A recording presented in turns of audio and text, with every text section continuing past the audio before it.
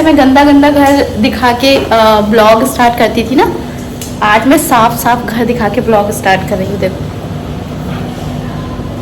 Done done,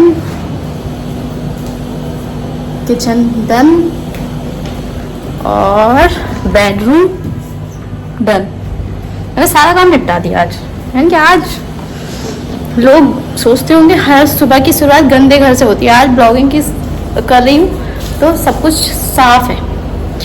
और एक friend आने वाली है जिसका गिफ्ट रखा है, मैंने आपको बताया था, मैंने लिया था, तो वो आ जाती है तो फिर मिलवाती हूँ उससे मैं, अगर वो कंफर्टेबल होगी तो। बाकी उसका बैग रखा था तो मैंने कहा ले जाओ। और जाने का भी हो रहा है प्लान, है एक भाभी हमारी, तो अगर मैं उनके यहाँ गई तो शूट करूँगी भी, नहीं करूँगी कुछ पॉसिबल नहीं है, लेकिन ठीक है, जैसा होगा वो मैं आप देख ही लेंगे। बोझों को पहले ही मैंने बांध दिया, क्योंकि बोझों तो आपको पता ही है, कोई अगर घर में आए नया कपड़ा पहन के तो उसका कपड़ा फाड़ ही देगा। इतने उससे एक्साइटमेंट से प्यार करता है ना कि बस पूछो मत। वैसे उसको डॉग से कोई प्रॉब्लम नहीं है, लेकिन ये नाखून वाखून मार दे तो मैंने बांध दिया। अब मैं बनाऊंगी मैंगो शेक, क्योंकि फिर चाय वाय पीने का मन नहीं करता है, वो उसको पिला दूंगी मैं। तो बस हाँ, एक बात आ रही थी मेरे मन में, आप अपने लाइफ में कोई भी किसी से भी कहो अगर कि तुमने अपनी ज़िंदगी में करा ही क्या। अभी तो खैर हमारे आगे पूरी ज़िंदगी पड़ी है, ठीक है, अभी प्रखर छोटे हैं और मतलब एज भी इतनी नहीं है कि हम ये अभी हमसे कोई ये कहने लगे कि तुमने अब तक किया क्या। हमने क्या किया, हमने बहुत किया, रिस्क बहुत लिए जीवन में। आज उन रिस्क के बारे में मैं बताती हूँ कि 2018 में हमने पीके की फ्रेंचाइजी ली थी हल्द्वानी के आसपास के जितने भी एरिया था वहाँ की, और मेन हल्द्वानी की। और हम 2018 में हल्द्वानी शिफ्ट हुए थे। उसमें अच्छा खासा पैसा लगा था, ठीक है, उसमें हमारा पैसा लगा था और दीदी ने भी हेल्प की थी, और कुछ अमाउंट अरुण के मम्मी पापा ने भी दिया था। तो भार तो सारा हमारे ही सर पे था। वो हमने रिस्क लिया, 4-5 लाख में वो आग लगाई, ठीक है, लोगों के हिसाब से, क्योंकि अपने पैसे में तो कोई आग नहीं लगाता ना। बस ये है कि हमने रिस्क लिया और हम आगे भी रिस्क लेने को तैयार हैं, क्योंकि एक वो ऑप्शन नहीं रखना चाहते कि लोग ये कहें कि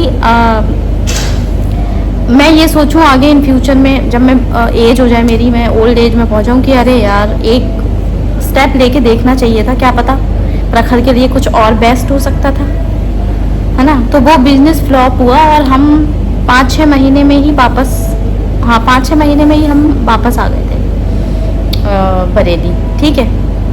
उसके बाद पिछली दिवाली पे हमने एक नई शॉप स्टार्ट की थी, स्वीट शॉप, ठीक है, सियाराम स्वीट्स, हाँ वही नाम बता के क्या करना है। तो पिछली साल उसमें भी हमने मतलब उसमें ज़्यादा पैसा लगा, उसमें बस ये था कि हमारा पैसा ज़्यादा लगा, है ना।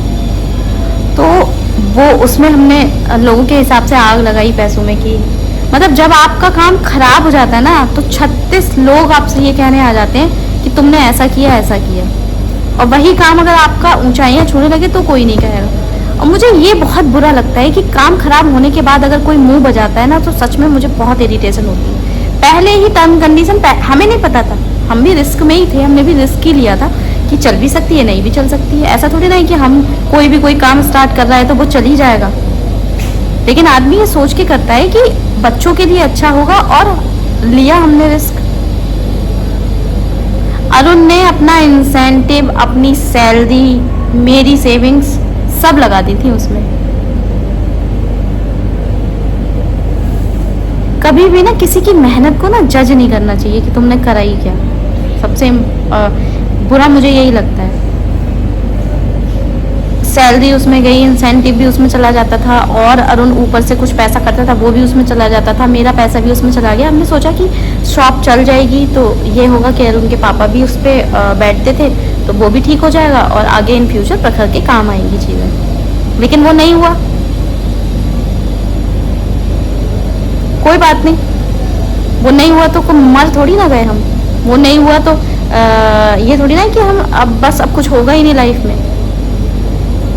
जितने भी नफ़ा नुकसान होते हैं वो पहले से लिखित होते हैं, जितना भी हमारा पैसा जाना होता है वो सब पहले से लिखित होता है, और भगवान की मर्जी के आगे किसी की नहीं चलती, इसलिए जो होता है अच्छे के लिए होता है, हम तो ये सोच लेते हैं। और इन फ्यूचर अगर हमें कुछ लगेगा, अगर मान लो पैसा हमने सेव कर लिया, कुछ अच्छा लाइफ में बहुत अच्छा टाइम आ गया, अगर आप लोगों का सपोर्ट रहा तो फिर भी तब भी रिस्क लेंगे हम। ऐसा थोड़ी ना रिस्क लेंगे ही नहीं। जब तक प्रखर छोटे हैं हम रिस्क लेंगे, प्रखर बड़े हो जाएंगे फिर हमारे पास ऑप्शन नहीं बचेगा रिस्क लेने का। तो बस मैं कभी कभी सोचती हूँ अरुण के स्ट्रगल के बारे में कि उसने बहुत स्ट्रगल करा है अपनी लाइफ में, क्योंकि उसके ख्वाब जो है ना बहुत ऊंचे हैं। वो कॉम्प्रोमाइज़ नहीं करता एज कि अब यही लाइफ दी है भगवान ने तो जितना दिया है भगवान ने उतने में ही खुश रहो। कुछ ज्ञानचंद जो लोग होते हैं वो इस तरीके की तो बातें करते हैं कि जितने पैर जितनी चादर हो उतने ही पैर फैलाने चाहिए। अरे कोशिश करनी चाहिए आगे की। अच्छा खाया है, अच्छा पहना है उसने, मुझे अच्छा पहनाया है, अच्छा खिलाया है, और मैं अच्छी स्थिति में रह रही हूँ जितना भी मेरा घर है, और मेरा बेटा भी, और हर माँ बाप। मैं यहाँ अपनी बात नहीं कर रही। 90% पेरेंट्स अच्छे से अच्छा अपने बच्चे को पढ़ाना चाहते हैं, अच्छे से अच्छा पहनाना चाहते हैं, अच्छे से अच्छा खिलाना चाहते हैं, लेकिन कभी भी किसी की परिस्थितियों को देख के उसे जज नहीं करना चाहिए। मेरा तो बस यही रहता है, बेस्ट से बेस्ट प्रखर को दिया है और आगे बेस्ट से बेस्ट देंगे हम। तो पैसा कम, अगर मैं ओवरऑल पैसे की बात करूं तो 9-10 लाख रुपए हमारा रिस्क में चला गया। हमने रिस्क लिए, बिजनेस किए, उसमें वो नहीं चला, बहुत सी चीज़ें हुई। 10 लाख रुपए तो मान के चलो आप, 10 लाख रुपए तो गया हमारा। तो ये तो एक लाइफ का पार्ट है। इससे हमें शिक्षा यही मिलती है कि कभी भी, अब जो लोग सफल हैं, जो बिजनेस करते हैं उनका चल जाता है तो लोग, आदमी देख के यही तो सोचता है यार बिजनेस में पैसा है, ऐसा नहीं है। तो कोशिश की हमने, हमें नहीं सफलता मिली, कोई बात नहीं। हम आज भी अकेले उन सब चीज़ों के बारे में डिस्कस नहीं करते हैं कि यार ये नुकसान हो गया, वो जो नुकसान हो गया वो हमारी किस्मत में लिखा था। और चीज़ें देखो स्टेप बाय स्टेप वही होगा जो भगवान ने लिखित में लिख के भेज दिया है किस्मत। तो मैं तो भगवान पे भरोसा करती हूँ बस, और अरुण पे भरोसा करती हूँ कि सब कुछ चीज़ें सही रहें। आगे कोशिश करते रहेंगे, रिस्क लेंगे तभी तो चीज़ें पॉसिबल होंगी। तो ये मन में मेरे बात आ रही थी। अरुण बता रहा था कुछ, अरुण डिस्कस कर रहा था मुझसे, तो वो कभी कभी उदास होता है तो बोल देता है कि लगता ही नहीं है कि मैंने कुछ किया, मैंने लोगों की नज़रों में मैंने कुछ किया ही नहीं आज तक। तो उस बात को लेके मुझे भी ये बात याद आ गई, क्योंकि जो करता है ना यार उसी को पता चलती है। घर चलाना आसान नहीं है एक बच्चे के साथ। हमारी घर की किस्त जाती है, प्रखर की फ़ीस अच्छी है, अच्छी खासी है, ट्यूटर की फ़ीस अच्छी खासी है, और बहुत बहुत खर्चे हैं हमारे जो हम एक नॉर्मल, ज़्यादा हाई फाई नहीं तो ज़्यादा नीचे नहीं, नॉर्मल ज़िंदगी जी रहे हैं बस। तो खैर ये बात मेरे मन में आ रही थी कि कभी भी किसी को देख के अगर उसका कोई काम बिगड़ जाए तो उसे जज नहीं करना चाहिए। जब सफलता पे तारीफ और तालियां बजाते हैं लोग, तो जब कुछ चीज़ में इंसान असफल हो जाए तो उसको और मोटिवेट करो कि कोई बात नहीं बेटा, ये तो पार्ट है जीवन का, चलता रहेगा।